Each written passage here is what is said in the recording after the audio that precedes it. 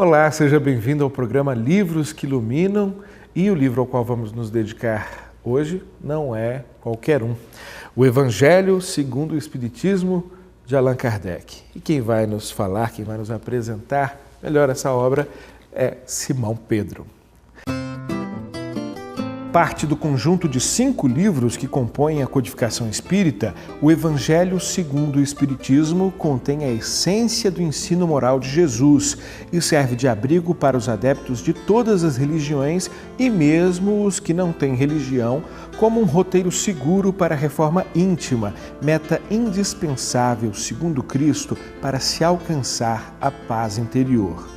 A obra é uma grande ferramenta para conhecer, observar e seguir as leis divinas que proporcionam uma caminhada gradual e evolutiva do espírito rumo a Deus.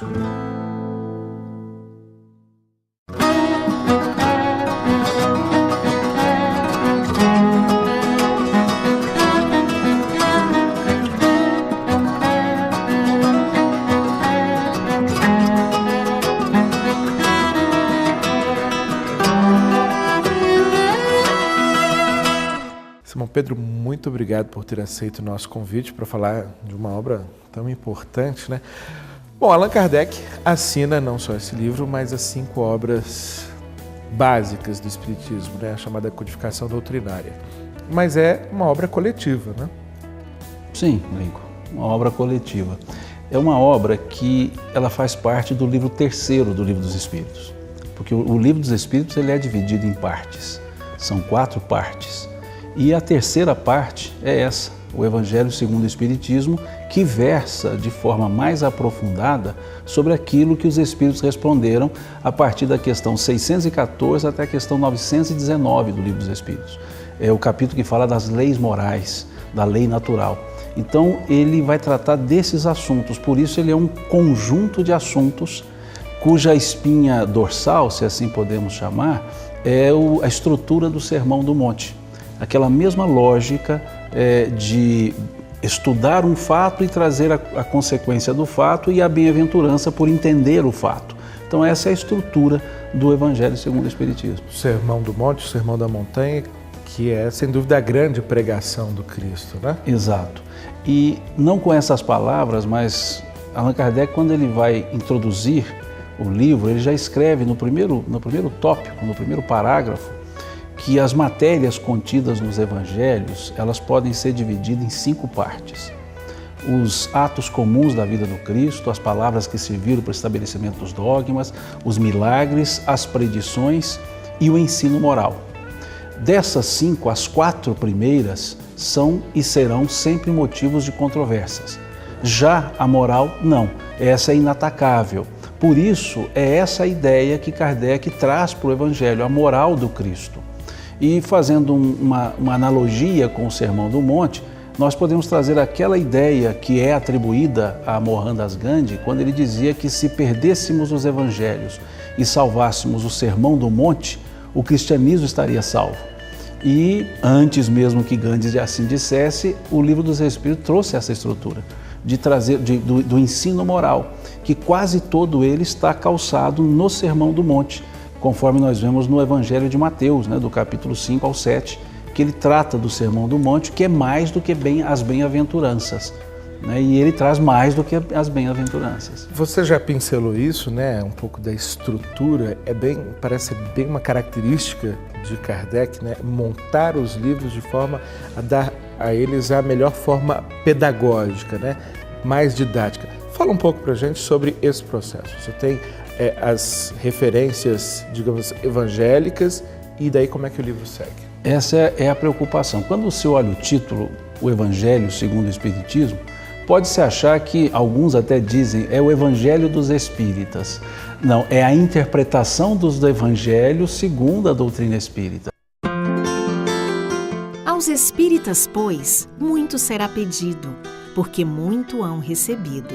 Mas também, aos que houverem aproveitado, muito será dado.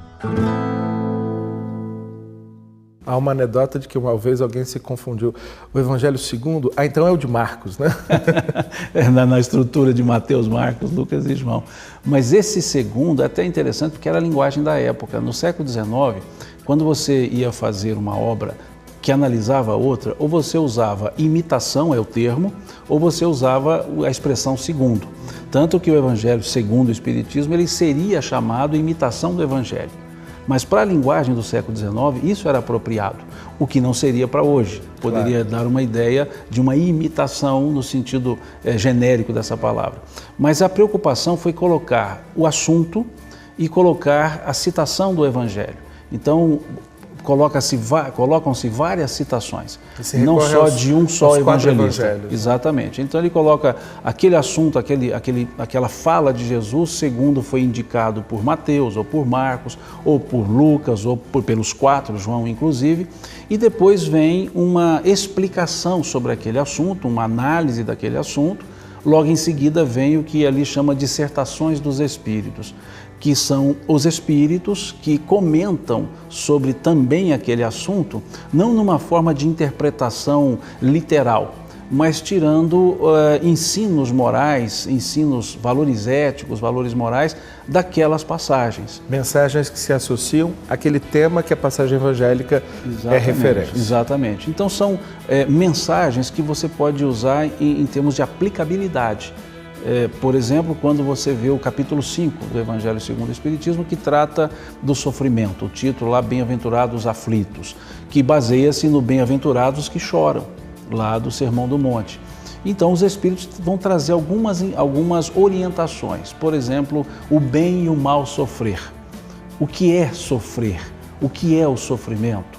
As causas anteriores, atuais. Então é essa forma para tentar explicar, não de maneira teológica, os ensinos, os textos bíblicos, mas por uma forma que eu chamaria de epistemológica, com base em conhecimentos práticos, conhecimentos filosóficos, e duas estruturas, uma analisada por Kardec e outra analisada pelos espíritos, que não é um só. É exatamente essa impressão que eu tive dessa primeira fala. Apesar de serem textos tirados de um documento religioso, né, o Evangelho, por serem leis morais, se aproxima mais do que seria o conhecimento filosófico. Exatamente. Porque veja, como é que nós poderíamos dizer sobre a doutrina espírita?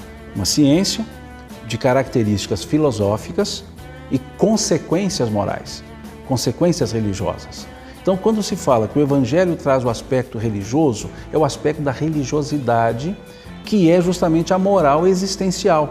Por exemplo, na fala de Jesus, fazer aos outros o que gostaríamos que fizessem esses outros a nós. Então, isso não é religioso institucional, isso é religioso filosófico. Então, é esse o aspecto que se traz. Não é um estudo da filosofia espírita, porque essa o Livro dos Espíritos nos traz, mas é um desdobramento dessa filosofia nas suas consequências. Não basta eu buscar, no sentido filosófico, a causa primeira. Eu preciso saber a aplicabilidade desse conhecimento. E aí é um livro que exige uma leitura muito mais sistemática, né? E é sobre isso que eu quero falar logo depois do intervalo. Você está acompanhando o programa Livros que Iluminam, hoje dedicado ao Evangelho segundo o Espiritismo. Nós já voltamos.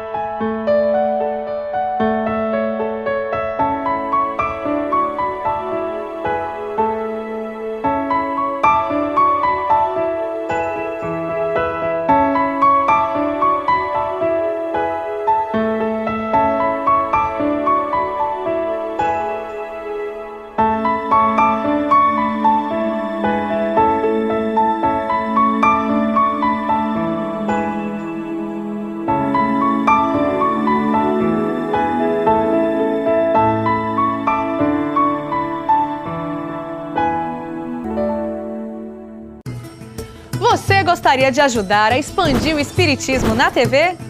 Então aí vai a dica! você se torna sócio do Clube Amigos do Espiritismo e ajuda a levar a mensagem espírita a muito mais corações. Além de contribuir com este grande desafio, você ainda ganha brindes exclusivos. Uma revista que vira pôster e 2 DVDs todo mês na sua casa, com documentários, animações e videoaulas. Então, o que você está esperando? Acesse www.amigosdoespiritismo.com.br, faça seu cadastro e participe!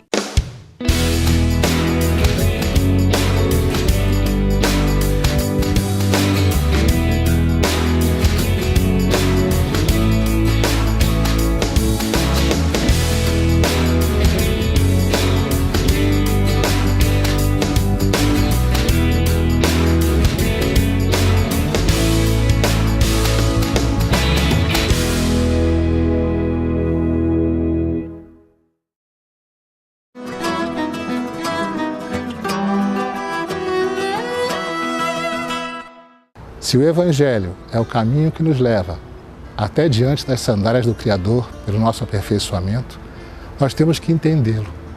Não ele deturpado, como vem sendo, mas aquele interpretado pelos Espíritos. Então, todo espírita que quiser realmente seguir a doutrina, precisa seguir a mania, o hábito, o costume, o desejo de aprender sempre. E a nossa bússola é o Evangelho segundo o Espiritismo. Não dá para ser espírita sem ele. Estamos de volta com o programa Livros que Iluminam, hoje dedicado ao Evangelho segundo o Espiritismo, um dos 5 livros da codificação básica da doutrina espírita. Simão Pedro é quem nos ajuda nessa tarefa de apresentar melhor esse livro. Simão, no primeiro bloco nós demos uma passeada pela estrutura do livro, né? Dissemos que é um livro coletivo, os espíritos ajudam Kardec nesse processo de interpretar a parte moral, né, da pregação de Cristo. Mas é o livro sobre o qual é recomendada uma leitura muito mais cotidiana, né? Até o Evangelho semanal no lar. Fala pra gente sobre esse mecanismo que nos ajuda a internalizar a mensagem do Cristo, que é o Evangelho no lar. A leitura do Evangelho, ela não precisa ser necessariamente sequencial, ou seja, eu começarei no primeiro capítulo e vou até o 27º. Não, ela é por assunto. Então, por que é muito indicado para o culto do Evangelho no lar e para a leitura cotidiana? Porque você vai abordar um assunto que você pode dele tirar situações vivenciais ou buscar um assunto para o qual você já tem uma dúvida. E aí você pode trabalhar com a estrutura, olhando o que está escrito nos Evangelhos de Jesus, observando as explicações dadas e as orientações que os Espíritos nos trazem.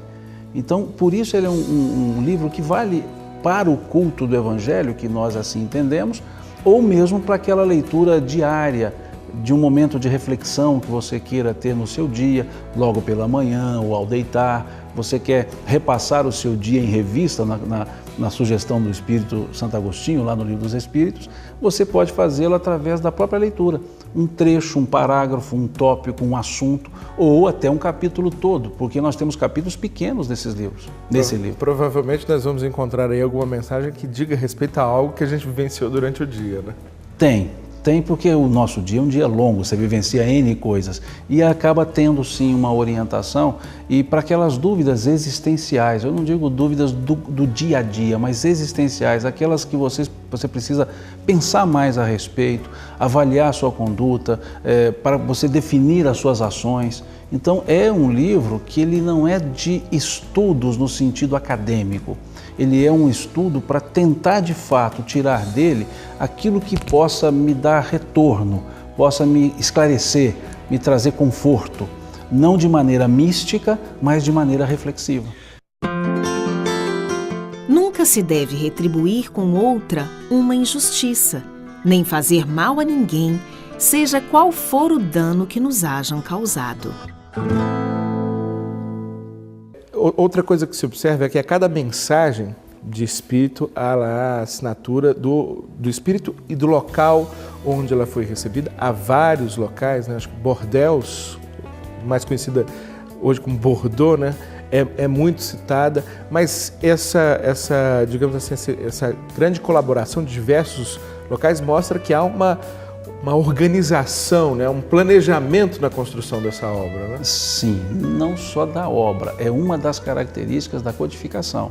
Entendi. O fato de você ter mensagens recebidas em diversas cidades, obviamente por diversos médiuns, faz parte do que Allan Kardec coloca na introdução desse livro, que é o controle universal da comunicação dos espíritos. Qual foi o método que ele utilizou para dizer que era um método científico? O controle dessas comunicações.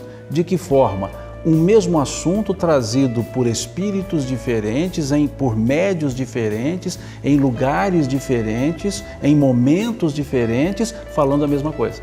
Então, quando os assuntos se associavam, se assemelhavam e eram recebidos em diversos locais, ele entendia que isso tinha o viés de verdade, porque não era a opinião de de um só médium, de um só espírito.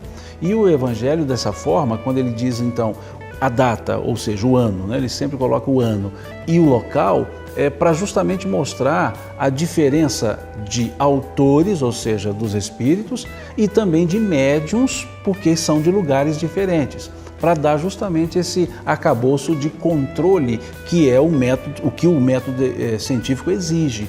E ele, como uma pessoa do século do positivismo, ele coloca a metodologia científica também à prova na hora da busca da codificação.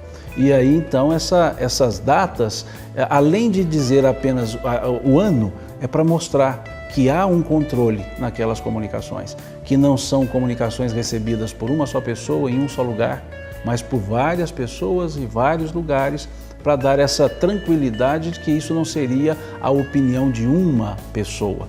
E no mesmo assunto, colocando mais de uma opinião, com mais de um momento e com mais de uma cidade.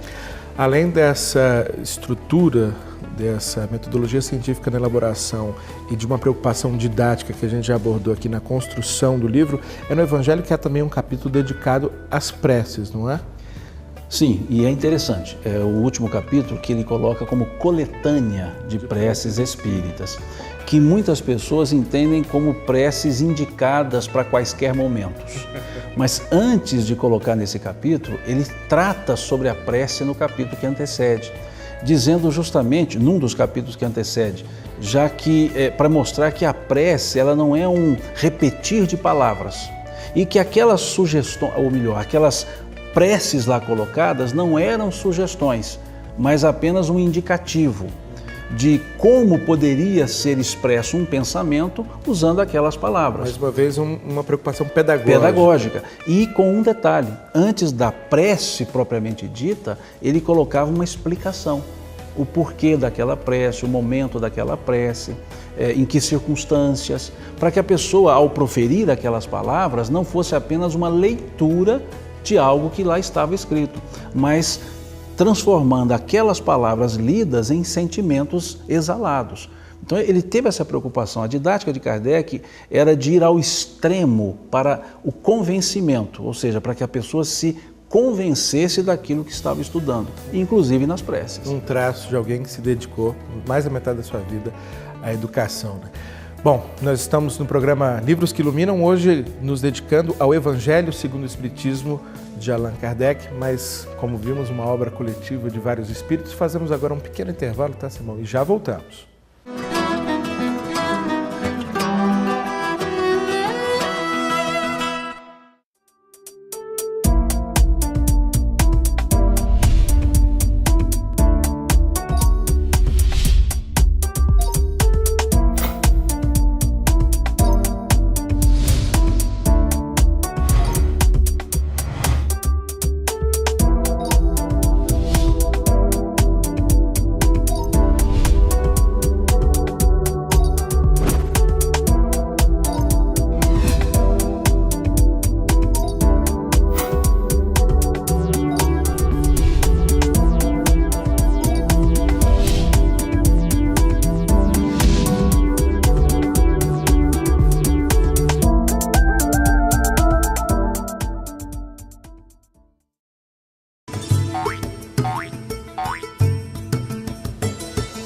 Os números anteriores do Clube Amigos do Espiritismo estão disponíveis no nosso site. As revistas que viram pôster e têm 2 DVDs com documentários, animações e videoaulas, podem ser adquiridas individualmente. Se você já é sócio, complete a sua coleção. Se ainda não é, escolha os números que desejar.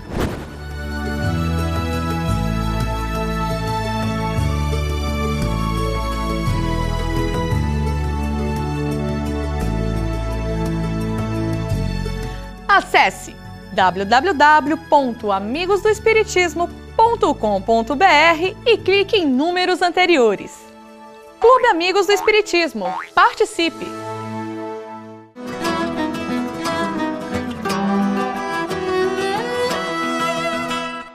O Evangelho segundo o Espiritismo, ele é um livro bastante interessante porque, em meio às obras de Kardec, ele é aquela que vai tratar do sentimento ligado à questão das dores e à questão do sofrimento que as pessoas, digamos assim, passam no dia a dia. Todo mundo em algum momento vai se deparar ou com dor ou com sofrimento. E esse é um livro voltado para esses momentos. E não só para esses momentos, mas para todo aquele momento que a gente sentir necessidade de um amparo. Estamos de volta com o programa Livros que Iluminam, hoje dedicado ao Evangelho segundo o Espiritismo, de Allan Kardec, sem dúvida uma das obras magistrais da doutrina espírita e por isso o programa acaba se tornando especial. Quem está conosco aqui é Simão Pedro, nos ajudando nesse programa e, diga-se de passagem, fazendo muito bem.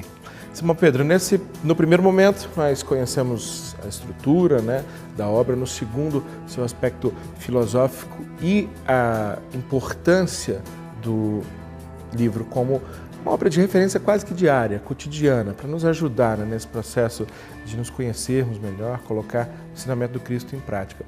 Mas eu sempre gosto de ir um pouquinho além e falar um pouco da relação pessoal que o entrevistado tem com o livro que a gente está conhecendo. Qual é a sua relação direta com o Evangelho segundo o Espiritismo?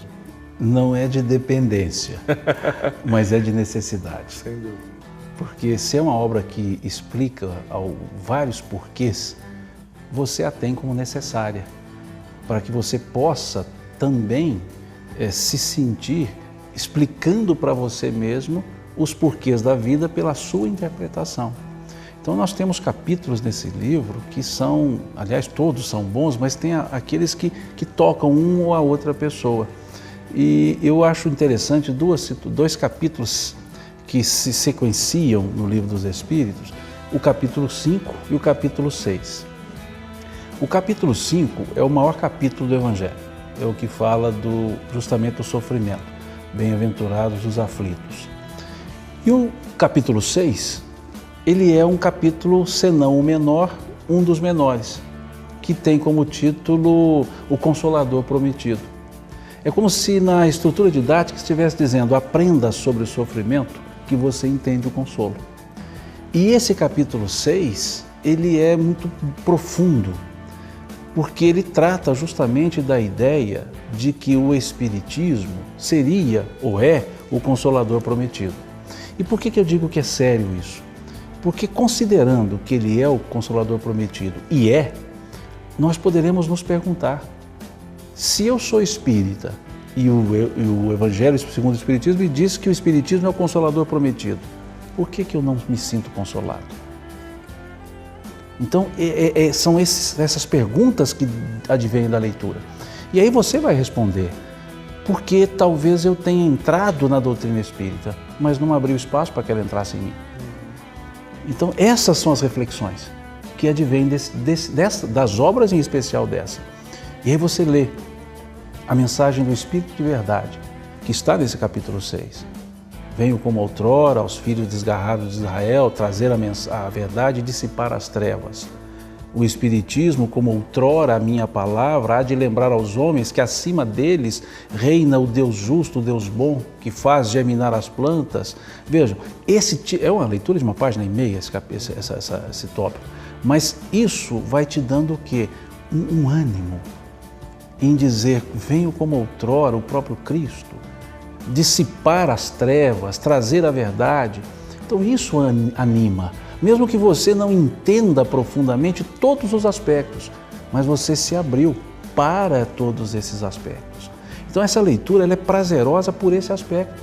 Ela vai te permitindo desdobrar o seu próprio conhecimento. Você faz a sua pergunta, você busca a sua resposta.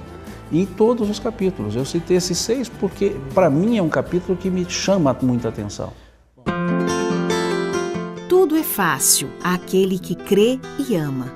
O amor o enche de inefável alegria.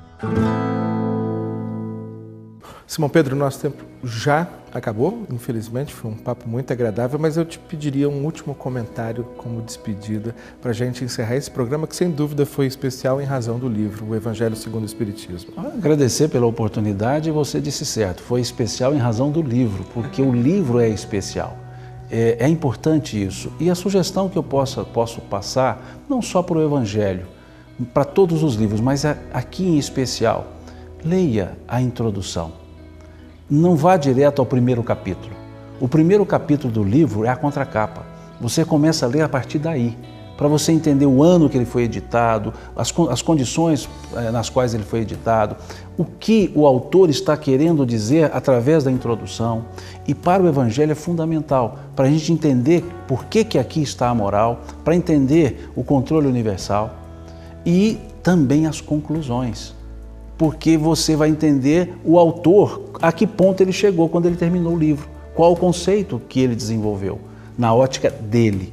Então a sugestão é essa, leia o livro por inteiro, da introdução à conclusão e leia com tempo, com disposição, com vontade, mas nunca por obrigação, sempre pela vontade. E tendo a vontade de ler, você verá que esse livro ele passará a ser uma necessidade de consulta para a existência.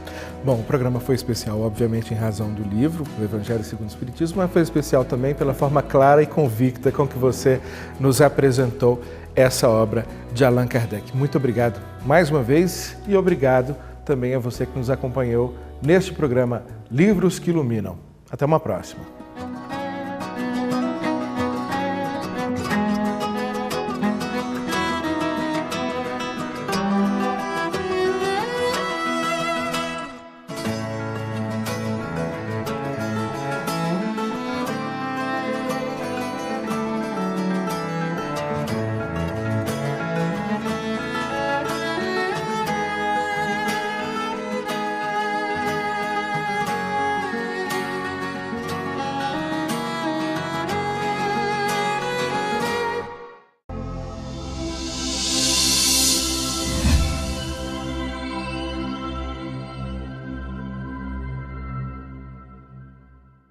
Olá, seja bem-vindo ao programa Livros que Iluminam e o livro ao qual vamos nos dedicar hoje não é qualquer um. O Evangelho segundo o Espiritismo de Allan Kardec. E quem vai nos falar, quem vai nos apresentar melhor essa obra é Simão Pedro. Parte do conjunto de 5 livros que compõem a codificação espírita, o Evangelho segundo o Espiritismo contém a essência do ensino moral de Jesus e serve de abrigo para os adeptos de todas as religiões e mesmo os que não têm religião, como um roteiro seguro para a reforma íntima, meta indispensável, segundo Cristo, para se alcançar. Nós podemos trazer aquela ideia que é atribuída a Mohandas Gandhi, quando ele dizia que se perdêssemos os evangelhos e salvássemos o Sermão do Monte, o cristianismo estaria salvo.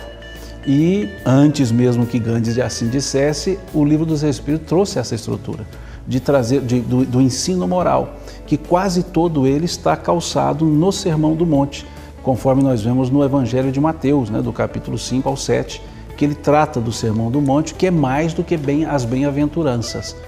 E ele traz mais do que as bem-aventuranças. Você já pincelou isso, um pouco da estrutura, parece bem uma característica de Kardec, montar os livros de forma a dar a eles a melhor forma pedagógica, mais didática. Fala um pouco para a gente sobre esse processo. Você tem pensar a paz interior. A obra é uma grande ferramenta para conhecer, observar e seguir as leis divinas que proporcionam uma caminhada gradual e evolutiva do espírito rumo a Deus.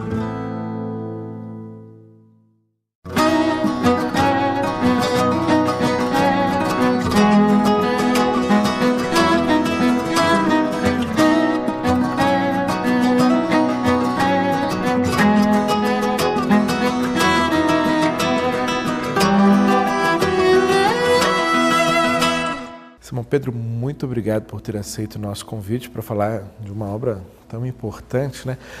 Bom, Allan Kardec assina não só esse livro, mas as 5 obras básicas do Espiritismo, né? A chamada codificação doutrinária.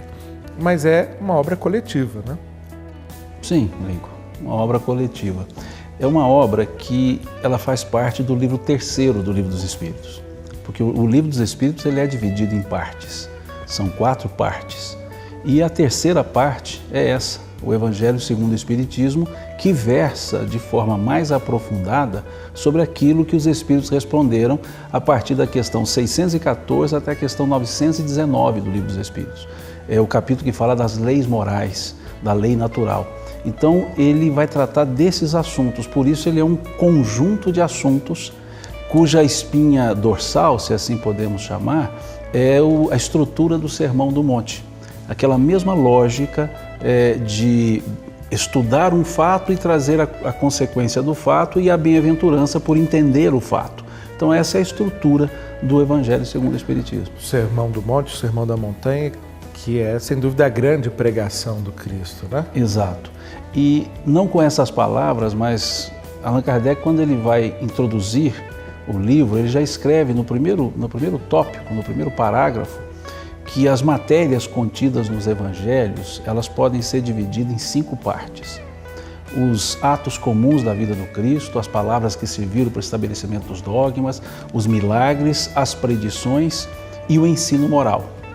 Dessas 5, as 4 primeiras são e serão sempre motivos de controvérsias. Já a moral, não. Essa é inatacável. Por isso, é essa a ideia que Kardec traz para o Evangelho, a moral do Cristo. E fazendo uma analogia com o Sermão do Monte,